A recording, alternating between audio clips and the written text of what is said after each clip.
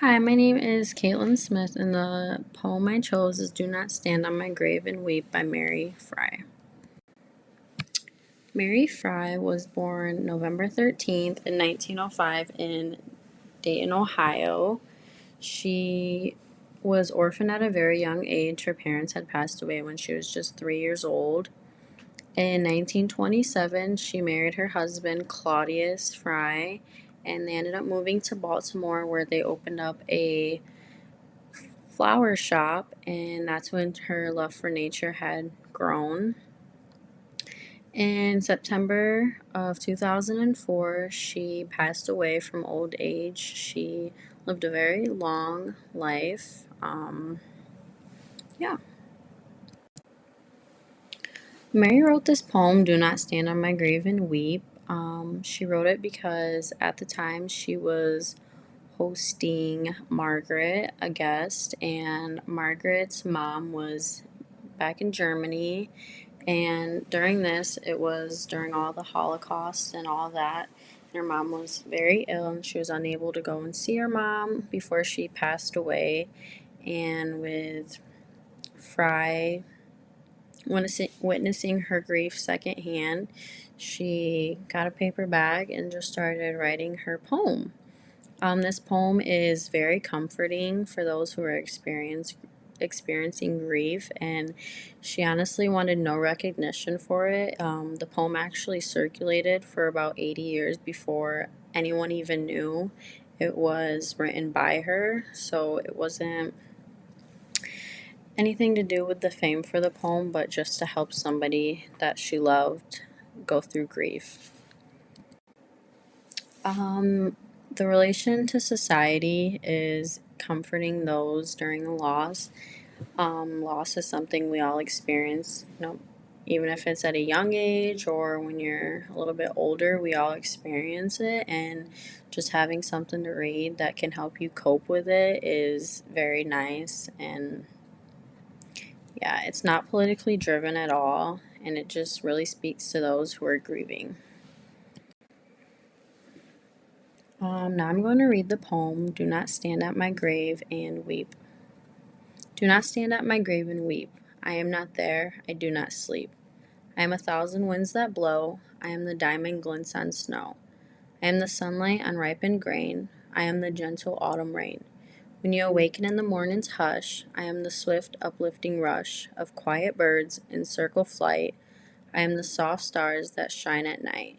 Do not stand at my grave and cry, I am not there, I did not die. So now I am going to paraphrase this poem. So the first two lines start out with, Do not stand at my grave and weep, I am not there, I do not sleep. This is just the speaker telling the reader that when they died, they did not die physically and spiritually, but rather just physically, and that their life continues beyond the grave.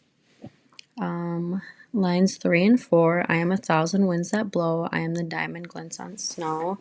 The speaker is comparing themselves to the wind, giving peace to the reader, knowing that they'll always be surrounded by them, and same with the snow. I am the sunlight on ripened grain, I am the gentle autumn rain. These lines, again, are kind of just using metaphors to explain the presence of the loved one through things like the sunlight and the rain. And then lines 7 and 8, when you awaken in the morning hush, I am the swift uplifting rush of quiet birds in circled flight. This line is just, again, telling the reader that they've died, but they're continuing to live on in the morning. They're kind of the birds circulating you throughout the day, and that they're just always with you. Lines 9 and 10, I am the soft stars that shine at night.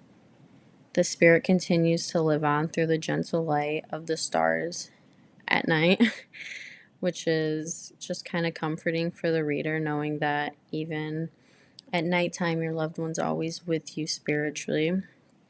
And then the poem ends in, Do not stand at my grave and cry, I am not there, I did not die.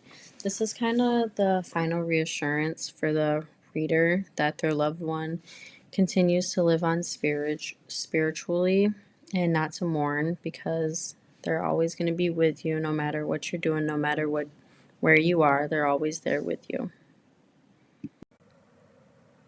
This poem follows an AABB rhyme scheme, which is basically when the last word in the line rhymes with the last word in the following line. So, for example, do not stand at my grave and weep. I am not there. I do not sleep. Weep and sleep rhyme. And this is used to just keep the poem flowing and kind of give it some type of rhythm and kind of like a musical song effect on it. And part of the poem pattern is the repetition of I am, which again keeps it all kind of just rhyming and fitting tightly together.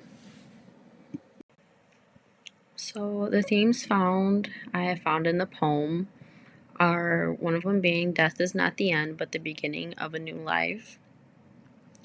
This just this is shown throughout the poem by just letting the reader know that the speaker has yes left Earth, like physically, but spiritually, they're still living on in elements that are surrounding them, like the rain, the snow, the wind, just stuff like that.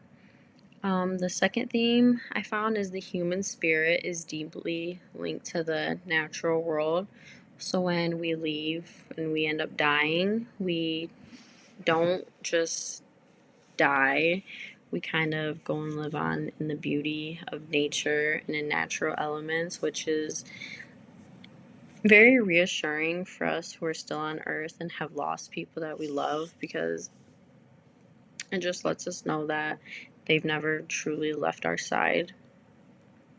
The third one is shifts the is how the poem shifts the focus away from the grave to kind of nature, and it kind of gives those comfort during loss, knowing that your loved one isn't confined to the grave and that they do continue to live on in a different type of life, one that we don't know of yet, because I mean we're still on this earth, but we'll experience when we all die, and it's just very comforting and peaceful. So, in the poem, the poetic devices that I found are imagery, repetition, symbolism, metaphor, and alliteration. All of these just kind of help the reader understand the meaning and the mood of the poem. So, imagery it is used to help the reader feel and see the speaker's presence in nature and how it continues to live on. Repetition, like do not stand on my grave and weep, is used to emphasize the speaker's message that they're still present and living on beyond death. And another repetition that was used in the poem is I am. So most of the lines start out with I am, which kind of just reminds this reader who the speaker is, and it kind of is more heartfelt for the reader. The third one, symbolism, which kind of just represents the speaker's spirit through elements of nature, like the snow. Metaphor is used through the poem to compare the speaker's spirit to elements of nature, like the sunlight, and yeah, an alliteration. An example of that is I am the soft stars that shine at night. This creates kind of a soothing musical effect for the reader, which kind of creates that comforting mood. And yeah, the tone and the mood of the poem. The tone is very gentle and comforting and just reassuring for the reader. It's kind of just reassuring the reader that their loved one lives on beyond the grave, and that they really shouldn't, like, definitely mourn loss, but kind of look at it as, you know what, this person is with me forever and they'll always be with me, even on a rainy day, a sunny day, a bad day, a happy day, they'll always be with me. and the mood of it is very peaceful and uplifting. I think that the poem definitely avoids using any harsh words towards death, and it kind of just uses those gentle words that just doesn't put you in a good mood but comforts you during such a hard time of loss. This poem is very first person. Throughout the poem, it simply states I am, which kind of just gives it away how it's first person. The narrator is the deceased person speaking to their loved one. I think that Fry making the narrator the deceased person kind of just makes the poem a little more heartfelt and touching for the reader, knowing that their loved one is talking to them and not somebody else relaying the message. I chose this poem because I clearly have experienced plenty of loss, and once I read the poem, I just thought it was very nice to read something that didn't look at death so negatively, but kind of put it in a way that makes you feel more at peace about death. I think that's very important for grievers. This poem relates to my life because, again, I've experienced plenty of deaths. I know it's hard to go through and sometimes it's unmanageable, but relating to something and hearing something that kind of brings out not the positive in it, but just a different way to look at it as not so negative. So instead of just being sad about death all the time and like, oh, I don't have this person with me anymore, it kind of looks at it as like, oh, like, no, I don't physically have this person here, but I'll always spiritually have them with me. My favorite line is, I am not there, I did not die, because again, it kind of just comforts me in knowing that the people I've lost in life will always be there with me. After watching my presentation, some questions I have for you guys is, what is your opinion on the meaning? If you thought differently than me, what are your thoughts? What theme was your favorite that I had mentioned? And did you enjoy the poem? Can it relate to your life? Do you think that it was a more positive way to look at death instead of being so negative about it?